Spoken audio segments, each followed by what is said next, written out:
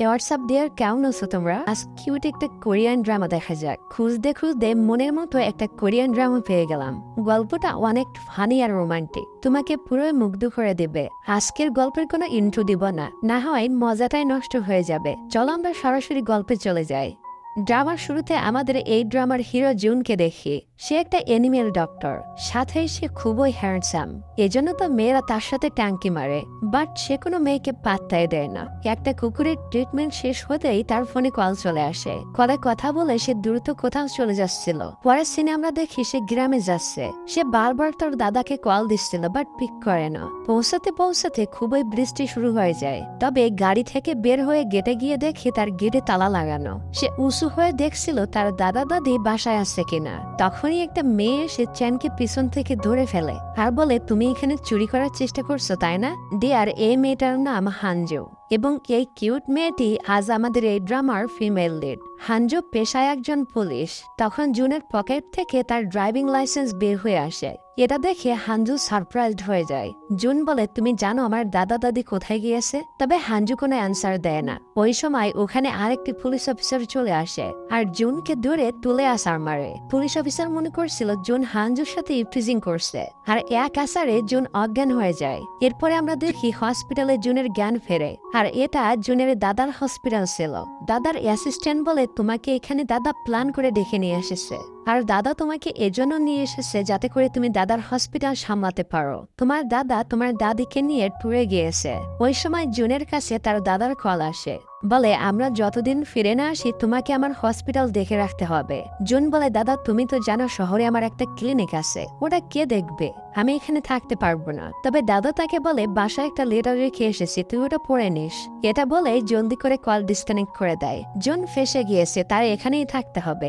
যখন সে চলে যাচ্ছিল হানজু তাকে ডাকে, আর তার ওয়ালেট ফিরিয়ে দিয়ে তার দিকে তাকিয়েই থাকে এবং বলে, সরি, তোমাকে চোর ভাবাটা আমার ঠিক হয়নি। পরে সে চলে যাচ্ছিল, তখনই হানজু তাকে পুনরায় ডেকে গাড়ির ভিতরে তোলে নেয় আর বলে, তোমাকে জরুরি একটা রুগী দেখতে যেতে হবে। জন গাড়ির ভিতর বসে তার ফ্রেন্ডকে কল করে, বলে, বন্ধু আমি কিছুদিন ক্লিনিকে আসতে পারবো না, আমি গ্রামে এসেছি, এখানে কয়েকদিন দাদার হসপিটাল সামলাতে হবে, তুই ক্লিনিক ভালো মতো দেখে শুনে রাখিস। বন্ধু বলে, ওকে, আমি ঠিক মতো দেখে শুনে রাখবো, নো টেনশন। তারা যাচ্ছিল, তখনই হানজু গাড়ি দিয়ে একটা ছেলেকে কিক মারে। তবে এই ছেলেটা হানজুর ফ্রেন্ড ছিল, তার নাম লি। আর এই ছেলেটাই এই ড্রামার সেকেন্ড হিরো। লি বলে, তুমি আমাকে গাড়ি দিয়ে ধাক্কা মারছো, বাট সরি বলনি। হানজু বলে, আমার দোষ ছিল না তো, তুমি আমার গাড়ির সামনে চলে এসেছো কেন? মানে সমস্ত দোষ লিকে দিয়ে দেয়। এরপর সে ওখান থেকে চলে আসে।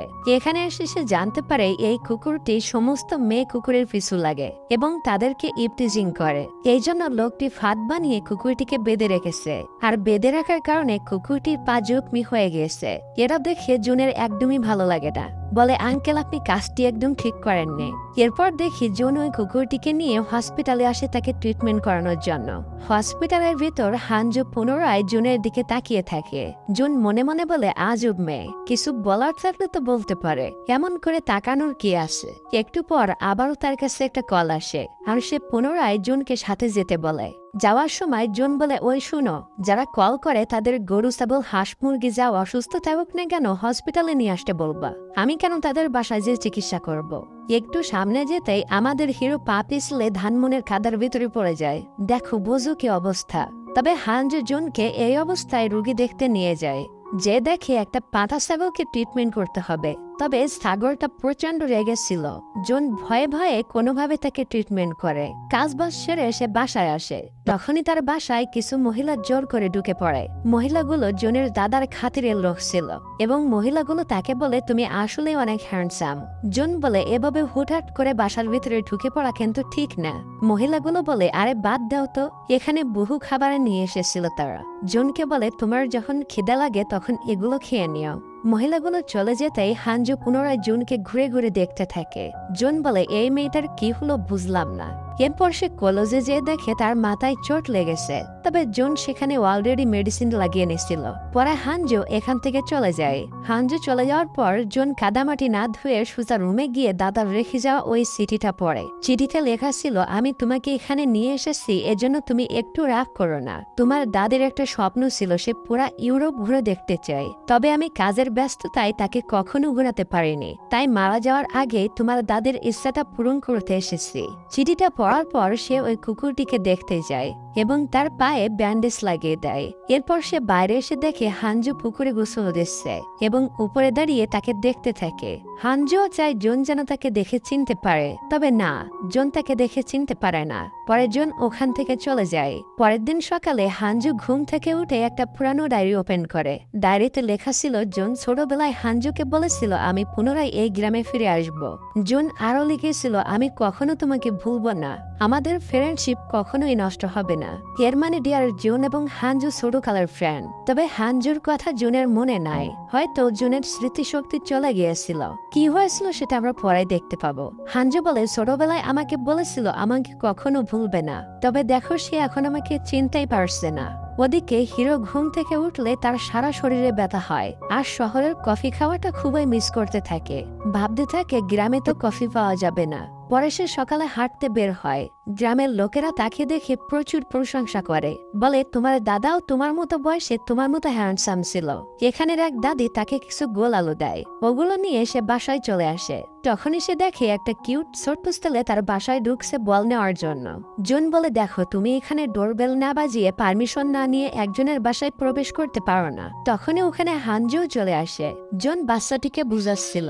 বাচ্চাটি মনে করে জুন তাকে বকা দিচ্ছে, এজন্য কান্না শুরু করে। হানজু তাকে নিয়ে ওখান থেকে চলে যায়। এরপর সে কুকুরটিকে দেখতে যায়। তখনই তার অ্যাসিস্ট্যান্ট তাকে বলে, আজ ভ্যাকসিনেশন ডে, এজন্য তোমাকে পিগদের মানে শুকরদের ভ্যাকসিন দিতে যেতে হবে। জুন তো চিন্তিত হয়ে পড়ে, আমি একা একা কিভাবে ভ্যাকসিন দেব। অপরদিকে হানজুকে পুলিশ স্টেশনে দেখে সে ভাবতে থাকে, আজ তো ভ্যাকসিনেশন ডে, জানি না জুন একা একা কি করবে। এজন্য সে জলদি করে ওদিকে যাইতে থাকে। জুন সাইকেলে করে যাচ্ছিল, এখনো অনেক দূরে যেতে হবে। সে সাইকেল চালিয়ে পুরো হাঁপায় গিয়েছিল। এরপর সে ওখানে পৌঁছে ভাবতে থাকে, আমি একা একা কি করে ভ্যাকসিন দেব। তখনই হানজু চলে আসে আর তারা দুজন মিলে ধরে ধরে ভ্যাকসিন দিয়ে দেয়।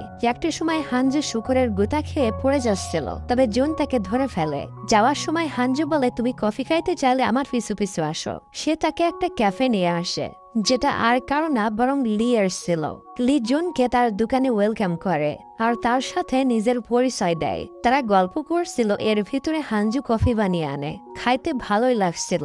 একটু পর তারা দেখে ওখানে একটা দান বক্স ছিল। দান বক্স থেকে কেউ টাকা চুরি করেছে। হানজু বলে, এত কম টাকাও চুরি করে মানুষ। বক্সটি দেখতে দেখতে হানজুর আঙ্গুলে হালকা একটু কেটে যায়। এটা দেখে লি হানজুকে প্রচুর কেয়ার করে। এখানে আমরা লিকে দেখে বুঝতে পারি সে মনে মনে হানজুকে অনেক বেশি লাভ করে। তবে হানজু কখনো এটা খেয়াল করেনি বা বুঝতেও পারেনি। সে তাকে ছোটবেলার বেস্ট ফ্রেন্ডই মনে করে। জুন কফি খেয়ে টাকা দিয়ে দেয়। লি বলে, আরে টাকা দেওয়া লাগবে না, আমরা তো ফ্রেন্ডের মতো, তাই না? তবে না, জুন জোর করে টাকা দিয়ে চলে যায়। লি হানজুকে বলে, হয়তো সে আমাদেরকে লাইক করেনি, এজন্য টাকা দিয়ে গিয়েছে। জুন বাসায় সে অ্যাসিস্ট্যান্টকে বলে, আচ্ছা ওই যে কফি শপ ওলা লি, ওটা কেমন ছেলে? অ্যাসিস্ট্যান্ট বলে, ওই ছেলেটা তো অনেক ভালো। তখনই ইমার্জেন্সি কল আসে আর তাকে ছাগল দেখতে যেতে বলে। জুন বেচারা ওখানে পৌঁছে যায় আর ছাগলের পিছু ছুটে ছুটে তার অবস্থা করুণ হয়ে যায়। ওদিকে আমরা হানজুকে দেখি। এক বুড়া দাদি তাকে বলে, চারিদিকে চুরি শুরু হয়েছে, তুমি তো আমাদের গ্রামেরই পুলিশ মেয়ে, দেখো তো চোরটা ধরতে পারো কিনা। একটু পর দেখি ওই পিসি ছেলেটি হানজুকে বলে, এই ঘরে চোর ঢুকেছে। হানজু প্রথমে বাচ্চাটিকে এখান থেকে চলে যেতে বলে, কারণ কোনো বিপদ ঘটতে পারে। এরপর সে জুনের গেটে উকি মেরে দেখতে থাকে সে চোরকে দেখতে পায় কিনা। তখনই জুন এসে বলে, কি হলো, এত উকি মারছো কেন? হানজু বলে, তোমার ঘরে চোর ঢুকেছে। এরপর তারা দুজন আস্তে আস্তে করে ঘরে প্রবেশ করে।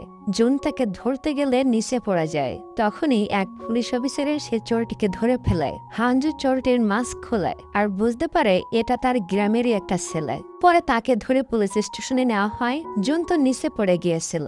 হানজু হাত বাড়িয়ে দেয় ওঠানোর জন্য, বাট জুন বলে, আমি একা একাই উঠতে পারবো। এটা বলে সে উঠতে গেলে নিচে পড়ে যেতে লাগে, কিন্তু হানজু তাকে ধরে ফেলে আর স্মাইল করতে থাকে। এরপর পুলিশ স্টেশনের সিন দেখে চোর ছেলেটির মা এসে বলে, আমার ছেলে এখনো ছোট, তার ভুল হয়েছে, এবারের মতো মাফ করে দেন। তখন পুলিশ অফিসার বলে, আপনার ছেলে একদম ছোট না। জানেন সে কি জন্য চুরি করে? সে চুরি করা জিনিসগুলো বিক্রি করে তার গার্লফ্রেন্ডের জন্য গিফট কিনে দেয়। দেখো, বোঝো তাহলে অবস্থা। মেয়েরা, তোমরা তো খালি বয়ফ্রেন্ডের কাছে গিফট চাও। গিফট দিতে হলে ছেলেদের কি কি করা লাগে দেখো। এখানে আবার 2 গ্রামের মহিলারা চলে আসে। 2 গ্রামের ভেতর ভালোই শত্রুতা ছিল, তাই অপর গ্রামের মহিলা জুনকে বলে, তুমি ওই ছেলেটির নামে কেস করে দাও। জুন বলে, না না, কেস করার কি দরকার, সে তো আমার বাসা থেকে কিছু চুরি করে নিয়ে যায়নি। তখন মহিলারা বলে, বাহ, কি সুন্দর ছেলে, দেখেছো, একে তো আমাদের গ্রামেই নিয়ে যাব। আমাদের গ্রামে সুন্দরী একটা মেয়ে আছে, তার সাথে তোমার প্রেম করিয়ে দিব। অপর গ্রামের মহিলারাও সেম কথা বলে, আর জুনকে নিয়ে 2 গ্রামের মহিলারা টানাটানি শুরু করে দেয়। আর 2 গ্রামের মহিলাদের ভিতর চুল টানাটানি শুরু হয়ে যায়। জুন চিল দিয়ে বলে, চুপ করো, আমি কারো গ্রামে থাকবো না, আর আমার গার্লফ্রেন্ডও লাগবে না। শহরে আমার অলরেডি গার্লফ্রেন্ড আছে। গার্লফ্রেন্ডের কথা শুনে হানজুর দিলটা ভেঙে চুরমার হয়ে যায়। জুন চলে যাচ্ছিল। হানজু বলে, আমি কি তোমাকে বাসায় পৌঁছে দিব গাড়িতে করে? জুন বলে, তুমি কি আমাকে ভালোবাসো নাকি? আচ্ছা, আমি যেখানে যাই তুমি আমার পিছু করো কেন? আমি আমার লাইফে কিছু স্পেস চাই, তবে তোমার জন্য হচ্ছে না। তুমি সবসময় আমার পিছনে পড়ে আসো। এসব কথা শুনে হানজু প্রচন্ড কষ্ট পায়। বুঝতে পারে জুন তাকে একটু লাইক করে না। সে কোনো কথা না বলেই ওখান থেকে চুপচাপ চলে যায়। রাত্রে হানজুকে আমরা লিয়ের পাশে বসানো দেখি। হানজু বলে, আমাদের ছোটবেলার কথা তোমার মনে আছে? আমরা 3 জন মিলে কত মজা করতাম। লি বলে, হ্যাঁ, সব মনে আছে, ওগুলো কখনোই ভুলতে পারবো না। তখন হানজু বলে, তোমার সবকিছু মনে আছে, তবে দেখো জুনের কিছুই মনে নেই। সে তো আমাকে এখনো চিনতে পারলো না। লিয়ের সাথে কিছুক্ষণ গল্প করার পর তার মুডটা ঠিক হয়ে যায়। পরের দিন সকালে হানজু ওই পিসি ছেলেটাকে নিতে আসে। আসলে হানজু প্রতিদিন ওই পিসি ছেলেটিকে স্কুলে পৌঁছে দেয়। তখনই ওখানে জুন চলে আসে। হানজু বলে, আমি কিন্তু তোমাকে এখানে দেখতে আসিনি, তোমার তো স্পেস লাগবে, সো তুমি থাকো। এটা বলে সে পিসিটাকে নিয়ে ওখান থেকে চলে যায়। পিসি ছেলেটির নাম সিয়াং। সিয়াং বুঝতে পারে হানজু আর জুন রাগারাগি করেছে, এজন্য বলে, তোমাদের দুজনের ভিতর কি ঝগড়া হয়েছে? তবে হানজু কিছুই বলে না। পরে আমরা দেখি জুন একটা গরুর চিকিৎসা করতে এসেছে। যখন সে কাজ সেরে বাসায় ফিরছিল তখন হানজুকে একটা মেয়ের সাথে গল্প করতে দেখে। তাদের কথা শুনে জুন বুঝতে পারে হানজুর মা হানজু ছোট থাকতে মারা গিয়েছিল। এরপর তার দাদি তাকে মানুষ করে, কিন্তু তার দাদিও অনেক আগে মারা গিয়েছে। এখন হানজুর আপন কেউই নাই। এটা শুনে জুনের খুবই খারাপ লাগে যে আমি হুদায় তাকে কত কথা বলে ফেলেছি। যখনই হানজু জুনকে দেখে ফেলে তখনই সে জুনকে ইগনোর করে ওখান থেকে চলে যাচ্ছিল। জুন বলে, চলো আমি তোমাকে সাইকেলে পৌঁছে দেই। হানজু বলে, না না, লাগবে না, আমি একাই চলে যেতে পারবো। পিছন থেকে লি তাদের দুজনকে দেখে ফেলে, আর সেই রকমের জেলাস ফিল করে। সে গাড়ি থেকে নেমে ওখানে যেতে চাচ্ছিল, বাট তখনই তার জরুরি কল আসে, এজন্য তাকে ওখানে চলে যেতে হয়। হানজু চলে যায় আর পেছন থেকে জুন তাকে দেখতে থাকে। পরের দিনের সিন দেখি জুন ক্যাফে চলে আসে কফি খাওয়ার জন্য, বাট কাউকে না পেয়ে সে একা একা কফি বানায়। তখনই এখানে সে একটি ফটো দেখে। ফটোতে লি, হানজু আর গ্রামের কিছু মেয়ের আসছিল। সে এসব দেখছিল, তখনই ওখানে হানজুও চলে আসে। ওদিকে দেখি গ্রামের সবাই আজ ফল বনে কাজ করছিল। তখন এক আন্টি এসে বলে, তোমরা দুজনে এসে আমাদের হেল্প করে দাও। জুন কাজ তো করতে যায়, তবে অভ্যাস না থাকার কারণে করতে পারছিল না। এজন্য হানজু এসে জুনকে দেখিয়ে দেয় এভাবে না এভাবে করতে হয়। আর জুনকে বলে, আমি জানি তুমি গ্রামের লোকদের তেমন পছন্দ করো না, সাথে তুমি আমাকে বলেছিলে তোমার সাথে দূরে থাকতে, আর আজ দেখো তোমাকে গ্রামের কাজই করা লাগছে। জন কিছু বলার আগে দেখি গ্রামের আন্টিরা তাদের দুজনকে দেখে কানাঘুষা করতে থাকে। বলে, এদের দুজনের ভেতর কিছু না কিছু তো চলতেছে। এখানে লিও এসেছিল।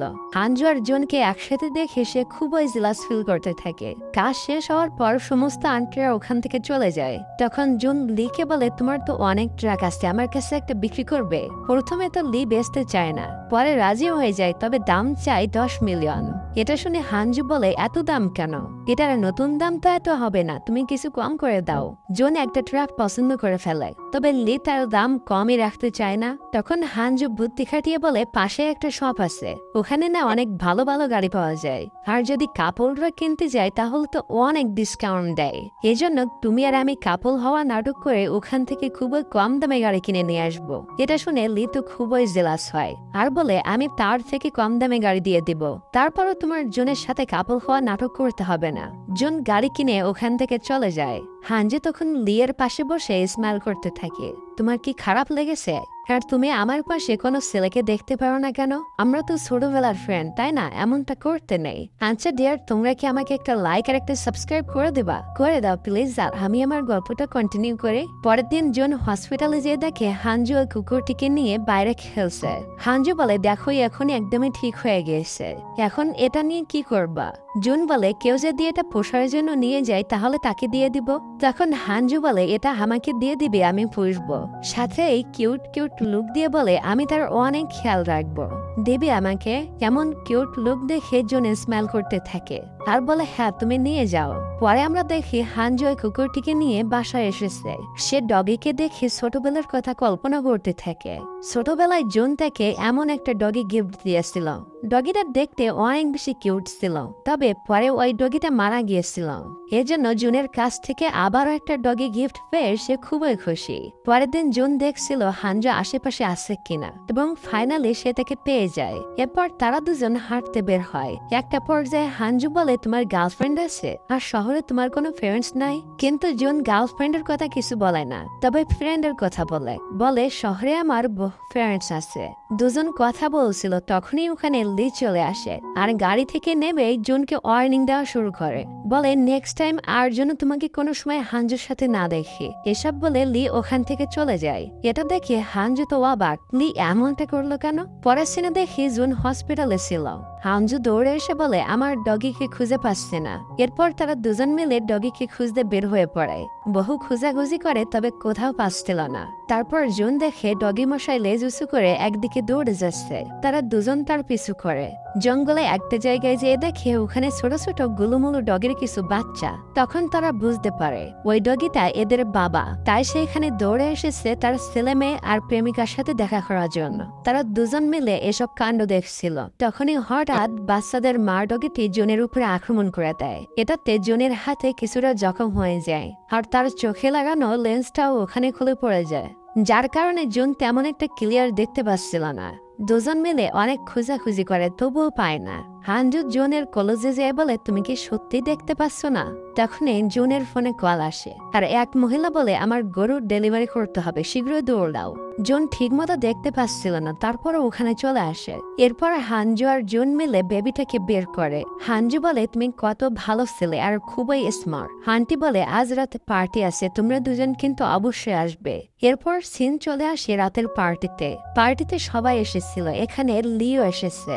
জুন আর হাঞ্জুকে দেখে লি তো জেলাসে ফুলে যায়। এরপর সবাই মিলে বহু ড্রেস করে আর অনেক মজা মাস্তি করে।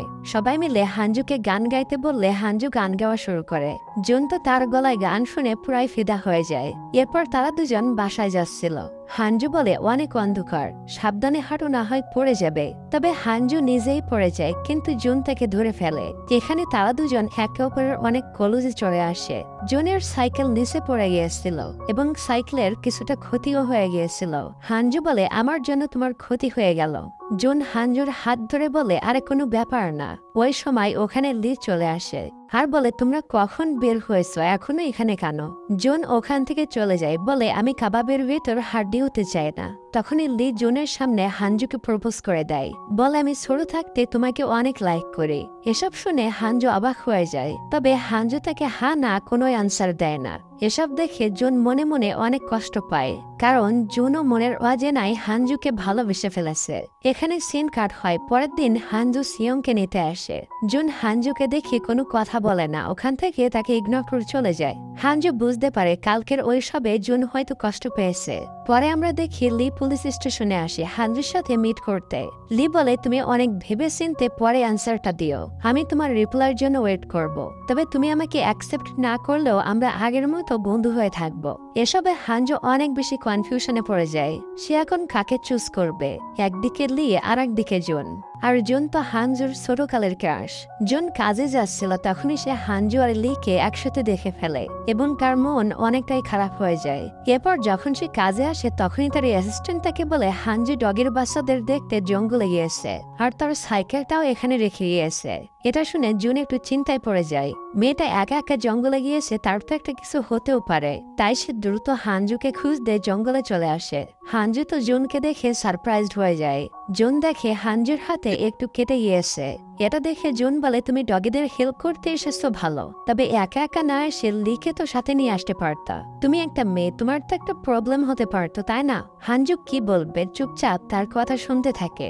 এরপর তারা ডগের বাচ্চাদের নিয়ে হসপিটালে পৌঁছে যায়। হানজু চলে যাচ্ছিল, তবে জুন তাকে দেখে তার হাতে মেডিসিন লাগিয়ে দেয়, বলে নিজের খেয়াল রাখতে শিখো। তারা এমন কি আর হানজুর দিল ছুঁয়ে যায়। রাতে হানজু বসে জুনকে নিয়ে ভাবছিল, বলে সে আমাকে চিনতে পারছে না কেন, আমাদের ছোটবেলার কথা তার মনে পড়ছে না কেন।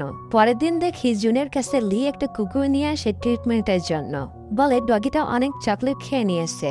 আরো বলে হানজু নিয়ে আসতে চাইছিল, বাট হানজুর ছোটখাটো অ্যাক্সিডেন্ট হয়ে গিয়েছে, তার পায়ে চোট লেগেছে, এজন্য হানজু আসতে পারেনি।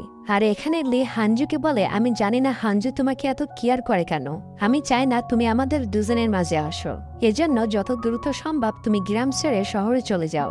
এসব বলে লি এখান থেকে চলে যায়। এরপর জুন হানজুকে দেখতে আসে। তার পায়ে ইনজুরি হয়েছিল, তারপর সে বসে বসে কাজ করছিল। এটা দেখে জুন খুবই রেগে যায়, বলে এমন অবস্থায় তুমি রেস্ট না করে এসব কি করতেছ। এসব রাগ দেখিয়ে জুন এখান থেকে চলে যায়। তবে এটা রাগ না, এটাই সত্যিকারের ভালোবাসা। পরে আমরা দেখি হানজু একটু ঠিক হতেই পুলিশ স্টেশনে পৌঁছে যায়। অফিসারকে বলে, আমার বাসায় বসে থাকতে ভালো লাগছে না, তাই একটু কাজ করতে চলে এলাম। তবে অফিসার হানজুকে বাসায় পাঠিয়ে দেয়, বলে তুমি একদমই ঠিক হবে তারপরে ডিউটি করবে। ওদিকে জুনের নিকটে ওই পিচ্চিটা আসে আর বলে, আচ্ছা তুমি কি হানজু আন্টির উপরে রেগে আসো? আমি বুঝতে পারছি হয়তো তোমাদের ভিতর কোনো রাগারাগি হয়েছে। ওই সময় পিসির ফোনে হানজুর কল আসে। পিসিটা জুনের কাছে ফোন ধরায় দিয়ে বলে, তুমি আন্টির সাথে কথা বলে সবকিছু ঠিক করে নাও। জুন ফোনটা কানে নিতেই একটা চিৎকার শুনতে পায়। আসলে হানজুর ভয়ানক একটা অ্যাক্সিডেন্ট হয়ে গিয়েছে। জুন বুঝতে পেরে দৌড়ে চলে যায় হানজুকে বাঁচাতে। তার এমন কন্ডিশন দেখে জুন খুবই ভয় পেয়ে যায়। সে হানজুকে বের করার চেষ্টা করে। তখন আমাদের ফ্ল্যাশব্যাকে দেখানো হয় জুন ছোট থাকতে তার বাবা মায়ের সাথে গ্রামে যাচ্ছিল। ওই দিন এমনই বৃষ্টি হচ্ছিল, আর একটা সময় তাদের গাড়ির ভয়ানক একটা অ্যাক্সিডেন্ট হয়ে গিয়েছিল। তখন একটা আঙ্কেল এসে জুনকে বাঁচিয়েছিল। এখানে হানজুও ছিল, তবে জুনের এত কিছু মনে নাই, তার শুধু অ্যাক্সিডেন্টের কথা মনে আছে। আর ওই অ্যাক্সিডেন্টে জুনের বাবা মায়ের মৃত্যু হয়ে গিয়েছিল। জুন হানজুকে কোলে তুলে ছুটতে ছুটতে হসপিটালে নিয়ে আসে। হানজুর জ্ঞান ফিরছিল না। জুন হানজুর হাতটা ধরতে যায়, তখনই ওখানে লি চলে আসে। লিকে দেখে জুন ওখান থেকে চলে আসে। হানজুর জ্ঞান ফিরলে বলে, আমি এখানে কিভাবে এসেছি? লি বলে, তোমার অ্যাক্সিডেন্ট হয়ে গিয়েছিল, জুন তোমাকে বাঁচিয়ে এনেছে। জুন এখনো হসপিটালের বাইরে গাড়ির ভিতরে বসেছিল। তখন সে দেখে লি হানজুকে বাসায় দিতে নিয়ে যাচ্ছে। এটা দেখে জুনের জন্মের খারাপ লাগে আর ওখান থেকে চলে যায়। 2 দিন পর জুন কাজে যাচ্ছিল, তখন সে রাস্তায় হানজুকে দেখে। তারা দুজন কথা বলতে যাবে, তখনই জুনের জরুরি কল চলে আসে আর জুন ওখান থেকে চলে যায়। তারপর এখানে লি চলে আসে আর হানজুকে ট্রলিতে উঠিয়ে নেয়। তখন হানজু বলে, তুমি আমাকে প্রপোজ করেছিলা, ওটার ওই আনসার আমি এখন দিতে চাই। তবে লি বলে, না না এখনই না, তুমি আরো কিছুদিন ভেবে তারপরে বলবা। পরের সিনে দেখি 2 গ্রামের মহিলাদের ভিতর মিটিং চলতেছিল। লি আর হানজু এখানে এসেছিল। মিটিং চলতে চলতে গন্ডগোল মারামারি শুরু হয়ে যায়। এরা বলে আমাদের গ্রাম ভালো, ওরা বলে ওদের গ্রাম ভালো। এখানে আমরা গুতগুতি চুল টানাটানি সব সিন দেখতে পাই। পরের সিনে দেখি হানজুর মনটা একটু খারাপ ছিল, তাই সে ওখানে যাচ্ছিল যেখানে সে ছোটবেলায় জুনের সাথে খেলা করত। ওদিকে জুনকে একটা দাদা বলে, তুমি আমাকে চিনতে পারোনি, তুমি অনেক বড় হয়ে গিয়েছো। তোমার বাবা মায়ের মৃত্যুর পর তুমি কয়েক বছর আমার কাছে ছিলে, এরপর তোমার দাদা এসে তোমাকে নিয়ে গেছিল। কথায় কথায় এটাও বলে, হানজু আর তুমি ছোটবেলায় খুবই ভালো ফ্রেন্ড ছিলে, আমাকে ভুলে গেল। হানজুর কথা তো তোমার মনে আছে তাই না? এসব শুনে জুন অবাক হয়ে যায়। জুন বুঝতে পারে এজন্য হানজু তাকে এমন করে ঘুরে ঘুরে দেখত। জুনও হাঁটতে হাঁটতে ওই জায়গায় চলে আসে। সেখানে হানজু আগে থেকেই বসেছিল। তখন জুনের পাস্টের কথা মনে পড়ে যায়। যখন সে ছোটকালে খুবই আপসেট থাকতো, তখন হানজু এসে কোনো না কোনোভাবেই তার মন ভালো করে দিত। যেদিন জুন গ্রাম ছেড়ে শহরে চলে যাচ্ছিল, ওই দিন সে হানজুকে একটা ডায়েরি দিয়েছিল। আর বলেছিল আমার জন্য ওয়েট করবা, আমি তোমার কাছে একদিন না একদিন ফিরে আসবো। হানজো হঠাৎ এখানে জুনকে দেখে অনেকটা অবাক হয়ে যায়। জুন হানজোর কাছে এসে বলে, আমার স্মৃতিশক্তি কিছুটা ফিরে এসেছে, আমরা দুজন কত ভালো বন্ধু ছিলাম, আজ মনে পড়লো। হানজো এটা শুনে প্রচন্ড খুশি হয়। পরের সিনে দেখি জুন বসেছিল, তখন সিয়াং তার সাথে একটা মেয়েকে নিয়ে আসে। মেয়েটি একটা খরগোশ দিয়ে বলে, আঙ্কেল এই খরগোশটা অসুস্থ হয়ে গেছে, একটু সুস্থ করে দেন প্লিজ। এটা বলে খরগোশটা দিয়ে পিচ্চি মেয়েটি কালো মুখ করে ওখান থেকে চলে যায়। জুন বুঝতে পারে সিয়াং এর বান্ধবী সিয়াং এর উপরে রেগে আছে। এরপর জুন বলে, মেয়েটা তোমার উপরে রেগে আছে কেন? সিয়াং বলে, আঙ্কেল রে সুই আমাকে একটা গিফট দিয়েছিল, তবে এখন আমার মনে পড়তেছে না সে আমাকে কি গিফট করেছিল, আমি বলতে পারিনি, এজন্য সে আমার উপরে প্রচন্ড রেগে আছে। জন এখানে সিয়াংকে শেখাই দেয় সে কিভাবে সুয়ের রাগ ভাঙাবে। এসব শুনে সিয়াং ওখান থেকে চলে যায়। হানজো লক্ষ্য করে সিয়াং এর মনটা অনেক খারাপ। হানজো যখন তার কাছ থেকে এগুলো শুনে হানজো বলে, তুমি জুনের আইডিয়া শুনবা না, আমি তোমাকে যে আইডিয়া দিচ্ছি তুমি তাই করো, দেখবা সুই তোমার উপরে ফিদা হয়ে যাবে। খানিকটা পর দেখা যায় সিয়াং কান্না করতে করতে জুনের কাছে চলে আসে আর বলে, আঙ্কেল আমার সব শেষ। হানজো আন্টি আমাকে যে আইডিয়াটা দিয়েছিল আমি ওটা সুইকে গিয়ে বলেছি, সুই তো আমাকে পুরো রিজেক্ট করে দিয়েছে, এমনকি সে অন্য একটা ছেলের সাথে বন্ধুত্ব করে নিয়েছে। জুন বলে, এবার তুমি আমার দেওয়া আইডিয়াটা ট্রাই করে দেখতে পারো। সিয়াং বলে, ওকে বস, এবার আমি আপনার প্ল্যান মতো কাজ করব। এরপর দেখি জুন হসপিটালে বসেছিল, তখনই ওখানে ওই পিস্তি মেয়ে সুই দৌড়ে আসে আর বলে, আঙ্কেল দেখেন সিয়াং আমার সাথে কোনো কথাই বলতেছে না, সে আমাকে ছেড়ে কোথায় চলে গিয়েছে। জুন তো এটা শুনে খুবই চিন্তায় পড়ে যায়। সে দ্রুত পুলিশ স্টেশনে গিয়ে বলে সিয়াংকে পাওয়া যাচ্ছে না। হানজো তাকে হেল্প করার জন্য চলে আসে আর জুনকে বলে, তুমি তাকে এমন আইডিয়া দিয়েছিলে তাই না? জুন বলে, আমি তো তাকে বাসা থেকে যেতে বলেছিলাম না, আমি বলেছিলাম সুয়ের কাছ থেকে একটু দূরে থেকো। খুঁজতে খুঁজতে তারা সিয়াংকে একটা জায়গায় পেয়ে যায়। সিয়াং আগে বলে, আঙ্কেল সুই আমার খোঁজ নিছিল কি? জুন বলে, খোঁজ নেওয়া মানে সে তো তোমার জন্য কান্না করে দিছিল। এটা শুনে সিয়াং তো অনেক খুশি হয়ে যায়। এরপর তারা তিনজন বাসায় ফিরে আসে। ফেরার পর জুন হানজোর হাত ধরে বলে, আমাকে ক্ষমা করে দিও, আসলে ছোটবেলায় অ্যাক্সিডেন্টের পর আমি আমার ছোটবেলার স্মৃতিগুলো আস্তে আস্তে ভুলে গিয়েছিলাম। জুন তার হাত ধরেছে, এসব দেখে হানজুর তো সেই ভালো লাগে। পরের দিন আমরা হানজুকে দেখি, সে তো জুনকে নিয়ে সবসময় কল্পনার জগতে ডুবে গিয়েছে। পুলিশ অফিসার এগুলো দেখেও আবার মেয়েটার কি হয়ে গেল দেখো দিন। পরের সিনে দেখি জুন আর হানজু একটা জায়গা থেকে গল্প করতে করতে আসতেছিল। যখন তারা হানজুর বাসার সামনে পৌঁছায় তখনই একটা মেয়ের এন্ট্রি হয়, আর এই মেয়েটি আর কেউ না বরং জুনের এক্স গার্লফ্রেন্ড মিন। হানজু তাদের দুজনকে দেখে বুঝতে পারে মেয়েটা হয়তো জুনের গার্লফ্রেন্ড, এজন্য সে এখান থেকে চলে যায়। জুন বলে, তুমি এখানে এসেছো কেন? তুমি তো আমাকে ব্রেকআপ করেছিলে, আমাদের দুজনের সম্পর্ক ওই দিন শেষ হয়ে গিয়েছিল। মিন বলে, এমনটা বলো না, আমি মানি পাস্টে আমারই ভুল ছিল, তাই এখন আমি আমার ভুলগুলো শুধরাতে চাই, আমাকে প্লিজ 1 সপ্তাহ সময় দাও, আমি তোমার ভেতর আমার ফিলিংস বানিয়ে দেব। তবে জুন তাকে চলে যেতে বলে। মিন বলে, চিন্তা করো না, আমি তোমার বাসায় থাকবো না, আমি অন্য কোথাও থাকার ব্যবস্থা করে নিয়েছি। ওদিকে দেখি মিন যার বাসায় থাকতে চেয়েছিল তার বাসায় একটা প্রবলেম হয়ে যায়। এজন্য মহিলাটা হানজুকে বলে, তুমি তো বাসায় একা থাকো, অনেক বড় বাসা তোমার, আমাদের এলাকায় একটা গেস্ট এসেছে, তুমি কি তাকে তোমার বাড়িতে একটু রাখতে পারবা? হানজু বলে, হ্যাঁ রাখবো না কেন। এরপর হানজু তো জানতে পারে ওই মেয়েটি আর কেউ না বরং তার সতীন মানে মিন। এসব দেখে জন তো প্রচুর রাগ করে, কারণ হানজু অলরেডি ভেবে নিয়েছে মিন তার গার্লফ্রেন্ড। তাই জন দেরি না করে সোজা হানজুর সাথে মিট করে আর লিয়ের সামনে বলে, তুমি প্লিজ আমাকে ভুল বুঝো না, মিন আমার গার্লফ্রেন্ড না, ও আমার এক্স। এটা শুনে হানজু সারপ্রাইজ হয়ে যায় আর বলে, তুমি এত দূরে হেঁটে এসেছো শুধুমাত্র এটা বলার জন্য? জন মিথ্যা বলে দেয়, বলে, না আমি তো স্যাবলের ট্রিটমেন্ট করতে গিয়েছিলাম, তাই এখানে তোমাকে দেখলাম, এজন্য ভাবলাম তোমাকে কথাটা বলে দিই। রাত্রে মিন আর হানজু বসেছিল। মিন হানজুকে বলে, এখন আমার আর জুনের ভেতর কোনো সম্পর্ক নাই, আমারই দোষ ছিল, এখন আমি আমার ভুল বুঝতে পেরেছি, তাই আমি চেষ্টা করব জুনকে পুনরায় আপন করে নেওয়া। এসব শুনে শিয়া জেলাস্ত হয় প্লাস মনে মনে জন্মের কষ্ট পায়। পরের দিন মিন জুনের সাথে দেখা করতে হসপিটালের সামনে পৌঁছায়। তখন পিসি সিয়াং মেয়েটাকে দেখে বলে, তুমি তাহলে জুনের গার্লফ্রেন্ড? শুনেছিলাম তুমি দেখতে নাকি অনেক কিউট, আসলে তুমি দেখতে সত্যি অনেক কিউট। আচ্ছা ডিয়ার, তোমরা বলো তো হানজুর থেকে মিন দেখতে অনেক কিউট তাই না? কমেন্ট করবা, আমি সবার কমেন্টে রিপ্লাই করব। তিস্তি বলে, তুমি যে জুনের গার্লফ্রেন্ড এটা কিন্তু আমার বিশ্বাস হলো না, কারণ আমি দেখেছি জুন আর হানজু চুপি চুপি দেখা করে আর কথা বলে, আমার মনে হয় ওরা দুজন একে অপরকে ভালোবাসে। এটা শুনে মিন একটু চিন্তিত হয়ে যায়। পরে মিন জুনের সাথে মিট করে এবং তাদের রিলেশনের ব্যাপারে কথা বলতে থাকে। গল্প করতে করতে ধুম করে জুনকে কিস করে দেয়। তবে এসব কিছু পিছন থেকে হানজো দেখে ফেলেছিল। জুন দ্রুত উঠে এসে হানজুকে হেল্প করতে থাকে। তবে এসব দেখে হানজু সেই লেভেলের কষ্ট পেয়েছিল, সে সবকিছু ফেলে রেখে ওখান থেকে ছুটে কান্না করতে করতে চলে যায়। পরের রাত্রে মিন আর হানজুকে দেখে মিন বলে, আমার মনে হয় তোমরা ফ্রেন্ডের থেকেও বেশি কিছু। আমি দেখেছি জুন তোমাকে প্রচুর কেয়ার করে, তোমাদের ভেতর কিছু থাকলে বলো, আমি এখান থেকে চলে যাব। তবে হানজু কিছুই বলতে পারে না। পরের সিনে দেখি হানজু ফাইনালে লিয়ের প্রপোজালের অ্যান্সার দিয়ে দেয়। বলে, দেখো আমি অনেক ভেবে চিন্তে দেখেছি, তবে তোমাকে নিয়ে আমার মনের ভিতর কোনো ফিলিংস তৈরি হয়নি। আমি শুধুমাত্র জুনকে লাইক করে এবং তাকেই ভালোবাসি। এটা বলতে বলতে হানজু খুবই ইমোশনাল হয়ে কান্না করতে থাকে।